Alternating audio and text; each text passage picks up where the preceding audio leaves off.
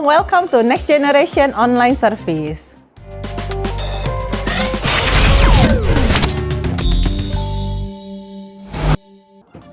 Halo teman-teman, apa kabar? Kali ini dengan Ria, kita mau sharing, tapi sebelum sharing kita berdoa dulu yuk. Bapak yang baik, terima kasih, kami mengucap syukur kalau hari ini kami boleh kembali belajar firman. Biarlah Tuhan yang buka hati kami supaya kami boleh menerima setiap kebenaran firman kami dan bukan cuma saja mendengar, tapi kami mau melakukannya dalam kehidupan kami. Terima kasih Tuhan Yesus, kami siap menerima setiap apa yang Tuhan inginkan di dalam hidup kami. Hanya dalam nama Yesus Kristus kami berdoa dan bersyukur. Amin. Iya teman-teman, beberapa waktu terakhir ini ada satu firman yang terus-terusan terngiang di kepala saya. Saya bacakannya ayatnya. Yohanes 14 ayatnya yang ke-15. Jikalau kamu mengasihi aku, kamu akan menuruti segala perintahku. Sekali lagi, Yohanes 14 ayatnya yang ke-15. Jikalau kamu mengasihi aku, kamu akan menuruti segala perintahku. Satu statement yang Tuhan Yesus katakan tapi kena banget gitu ya. Dan sudah seberapa jauh sih kita mengasihi Tuhan, dan bukti dari kasih kita adalah kita mau menuruti perintahnya. Banyak gitu ya apa yang Tuhan Yesus sudah katakan dan dia sampaikan. Dan yang paling saat ini yang terus mengusik saya, terutama ketika pandemi, banyak orang-orang yang mulai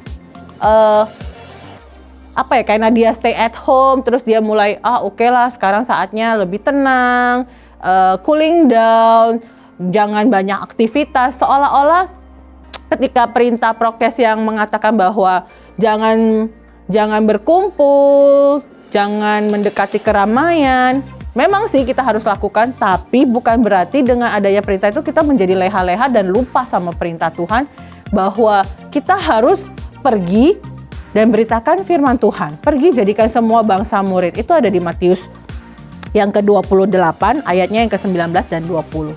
Saya bacakan sekali lagi ayatnya di Matius 28 ayatnya yang ke-19 dan 20.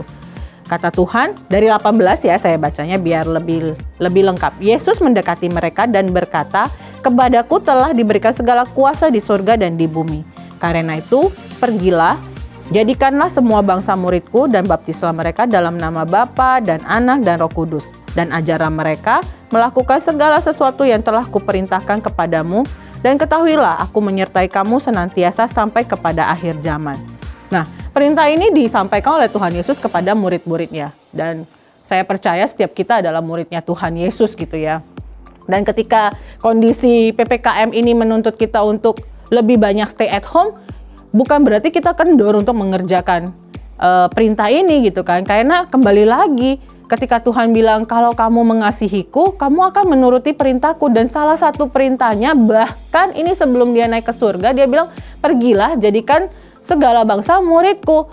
Tampaknya berkontradiksi ya sama aturan pemerintah yang suruh kita stay at home. Tapi percayalah, pergi ini bukan suruh kita jalan-jalan kok. Bukan cuma itu, tapi banyak hal. Pergi ini berarti kita keluar dari zona nyaman kita untuk mengerjakan yang namanya amanat agung ini. Perintah untuk mengajarkan setiap orang melakukan perintahnya Tuhan Yesus. Melakukan setiap hal-hal yang sudah diajarkan Tuhan Yesus. Yang saya bayangkan adalah ketika kita mulai terlena dengan kondisi stay at home, mulai membiasakan diri stay at home, kegiatan mulai berkurang, kita jadi juga mengurangi kegiatan kita untuk menyampaikan firman Tuhan kepada orang lain. Padahal toolsnya banyak ya. Kita punya yang namanya Zoom, kita punya namanya sosial media, itu bisa menjadi wadah buat kita memberitakan firman. Nah, ketika saya mengevaluasi diri dan juga ngobrol dengan teman-teman baik yang di komunitas saya, di Komsel maupun di teman-teman gereja, ada beberapa hal yang bisa membuat kita jadi tidak mengerjakan perintah ini. Jadi tidak menunjukkan kasih kita kepada Tuhan. Ada beberapa hal faktornya. Kalau yang mau sih saya mengerjakannya, tapi, nah ini ada tapinya. Tapinya bisa karena apa? Pertama, bisa karena saya nggak punya skillnya Kak. Saya nggak punya kemampuan untuk public speaking di depan orang, untuk memberitahu mereka bagaimana kebaikan Tuhan di dalam hidup saya, akan kebaikan Tuhan di dalam hidup saya. Saya kayak kalau ngomongin Tuhan, tentang Tuhan kok saya bingung. tidak menguasai skill untuk bagaimana menyampaikan kebenaran firman, bagaimana mempresentasikan dirimu sebagai anak Tuhan, sebagai wakilnya Tuhan, sebagai ambassador-nya kerajaan Allah di bumi ini. Ada loh orang-orang yang malu kalau misalnya dia harus menceritakan tentang Tuhan di hadapan orang-orang, di hadapan teman-temannya, atau sharing ketika misalnya diajak sharing di komsel, dia juga aduh saya nggak bisa nih. Nah ini fail menguasai skill untuk menceritakan kebenaran Tuhan. Dia nggak mau keluar pergi dari comfort zone-nya yang saya kan orangnya introvert, saya kan bukan orang yang pintar berbicara. Jangan seperti itu. Hayo, kalau kamu mengasihi Tuhan, kamu akan menghantam semua barrier yang menghalangi kamu. Kamu akan menghancurkan semua barrier, semua penghalang yang membuat kamu gak bisa menceritakan kebenaran Tuhan. Saya percaya teman-teman muda pasti bisa. Gak ada yang gak bisa di dalam Tuhan, karena segala hal Tuhan berikan kuasanya. Dia bilang ketika di ayat di Matius 28 tadi, di ayat yang ke-18-nya dia bilang, kepadaku diberikan segala kuasa di surga dan di bumi. Tuhan punya kuasa itu dan dia akan berikan itu kepada kamu. So jangan kamu merasa diri kamu gak mampu. Padahal Tuhan juga bilang di awal ketika penciptaan, kita jadikan manusia itu serupa dan segambar. So kamu pasti bisa. Tuhan bisa menceritakan tentang kehidupannya, kita juga bisa menceritakan tentang Tuhan di dalam kehidupan kita kepada orang-orang lain. Lalu apalagi sih yang membuat orang mau sih, tapinya apa? Takut. Takut apa? Takut dibully, takut dianggap sok suci, takut dianggap orang yang gak keren, gak sama kayak anak-anak zaman now gitu kan. Ketakutan-ketakutan yang membuat kita akhirnya ya udahlah, gak usah lah. Mending saya sama aja dengan mereka. Wah, itu benar-benar menyedihkan kalau kita harus hidup seperti itu. Padahal Tuhan juga bilang, Tuhan tidak pernah memberikan kita roh ketakutan, tapi roh yang membuat kita mau melakukan apapun di dalam Tuhan. Roh yang membakar keberanian kita, roh yang membangkitkan semangat kita. Tapi kenapa kita takut? Jadi ada orang-orang yang mau, tapinya banyak dan dia tidak mau keluar dari comfort zone itu. Takut itu juga bisa menjadi comfort zone ya, berlindung di bawah ketakutan sehingga kita tidak perlu melakukan perintah. Padahal perintah itu adalah bukti bahwa kita mengasihi Allah. Lalu yang berikutnya, ada orang yang bisa sih, tapi, nah tapinya apa? Tapinya bisa karena narrow minded, pikirannya yang tertutup. Ngapain gue memberitakan firman ke dia? Bisa juga karena cuek. Ngapain ngurusin urusan orang lain? Gitu kan? Kita sering ya merasa bahwa untuk apa sih ngasih tahu dia? Toh dia hidupnya juga berantakan. Gak akan lah dia merubah hidupnya. Nah, pikiran-pikiran bahwa orang-orang yang kayak gitu mah gak mungkin lah bisa ditolong. Orang-orang yang kayak gitu mah gak usah lah dikasih, ngapain waktu, buang waktu saya. Hal-hal yang kayak gitu yang membuat kita akhirnya tidak mengerjakan perintah Tuhan. Karena kita merasa bahwa gak ada gunanya buang waktu saya aja kalau misalnya menyampaikan ke dia. Padahal Tuhan memberitahukan kita untuk meminta kita untuk pergi kepada segala bangsa. Tuhan gak bilang pergi kepada bangsa tertentu, pergi kepada orang-orang tertentu, tapi pergi kepada siapa saja untuk menjadikan mereka murid.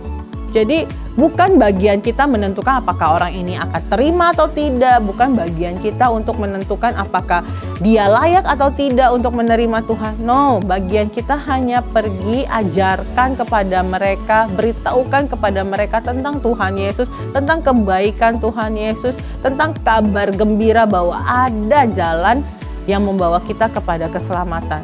Nah, apakah nantinya mereka terima atau tidak, apakah mereka mau berubah atau tidak, itu semuanya bukan bagian kita lagi. Bagian kita hanya mengerjakan yang jadi porsi kita, yaitu pergi dan ajarkan kepada mereka. Adakah mereka berubah, adakah mereka melakukan perintah Tuhan atau tidak, itu bukan bagian kita lagi. Tapi bagian kita hanya dengan setia dan taat mengerjakan apa yang Tuhan minta di dalam hidup kita sebagai bukti bahwa kita mengasihi Tuhan.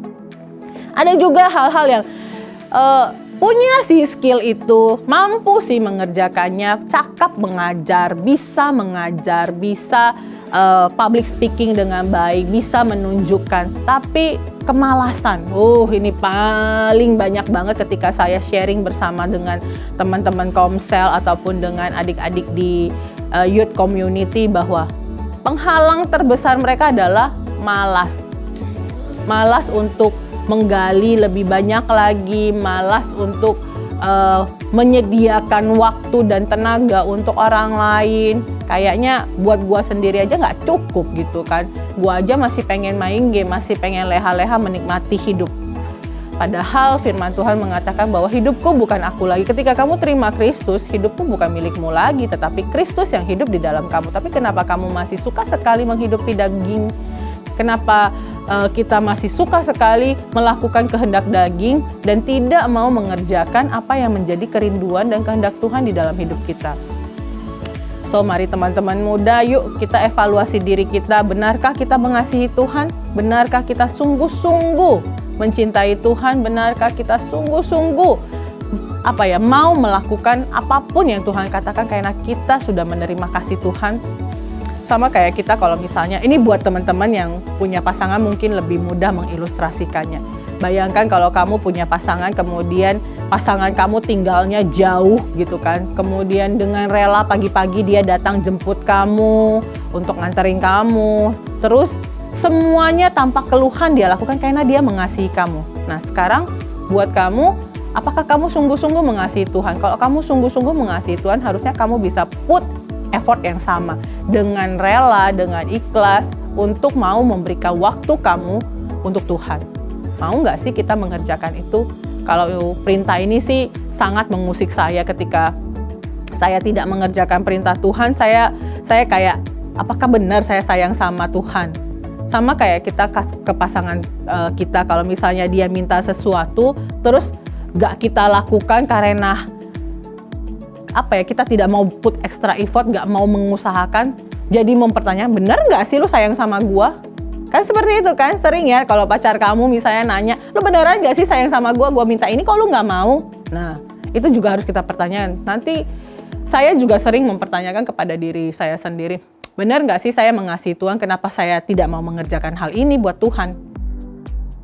Jadi yang sangat mengusik saya adalah hal ini. So saya berharap ketika Roh Kudus berbicara kepada kita, mari kita responi. Ketika Roh Kudus masih menegur kita, memberikan kita kayak insight, mari kita tanggapi. Jangan diamkan sampai roh itu padam. Ketika roh berbicara kepada kita, berarti ada something yang belum kita lakukan dan dia mau mengingatkan kita. Bukankah fungsi Roh Kudus itu adalah mengingatkan kita? Jadi kalau sudah diingatkan dan tidak mau dikerjakan, ada something wrong sama diri kita.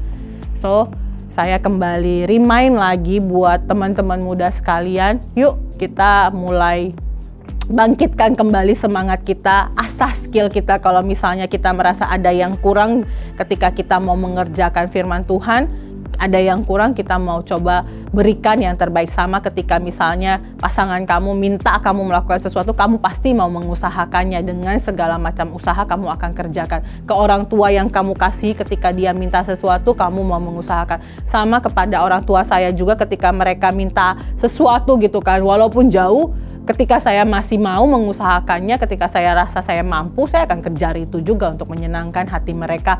Selama saya masih bisa, saya akan kerjakan untuk menyenangkan hati mereka. Buat Tuhan pun demikian. Saya mau mengerjakan apa saya. Kalau saya merasa saya takut, saya akan buang rasa takut itu.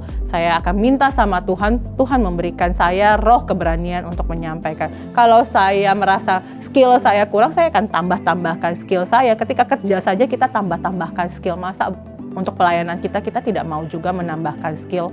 Terus kalau pemikiran-pemikiran bahwa kenapa saya harus melakukan ini dan itu? Hello, Tuhan saja mau melakukannya buat kita. Kita yang masih berdosa aja Tuhan mau mati buat kita. Kenapa kita tidak berpikir seperti Tuhan Yesus? Bukankah kita diciptakan sama, serupa dengan Kristus? Yuk, mari sama-sama kita refresh diri kita lagi. Kemudian kita ingatkan diri kita lagi, jangan terlena dengan kondisi dengan alasan-alasan juga karena ada pandemi lah, karena inilah itulah, sampai akhirnya kita kendor untuk melakukan firman Tuhan. Mari sama-sama kita bangkitkan kembali, kita latih lagi otot-otot rohani kita supaya kita boleh kembali berjalan sebagai bukti kita mengasihi Tuhan dengan melakukan setiap yang Tuhan perintahkan kepada kita. Nah, kita mau berdoa, minta Tuhan supaya Tuhan tolong kita untuk terus remind kita kalau kita mulai melenceng ke kanan dan ke kiri, mulai lupa apa yang harus menjadi tanggung jawab kita. Kita berdoa yuk. Terima kasih Tuhan Yesus, kami mengucap syukur karena Engkau boleh mengingatkan kami kembali untuk mengerjakan apa yang menjadi kerinduan hati Tuhan, apa yang menjadi tujuan Tuhan di dalam hidup kami.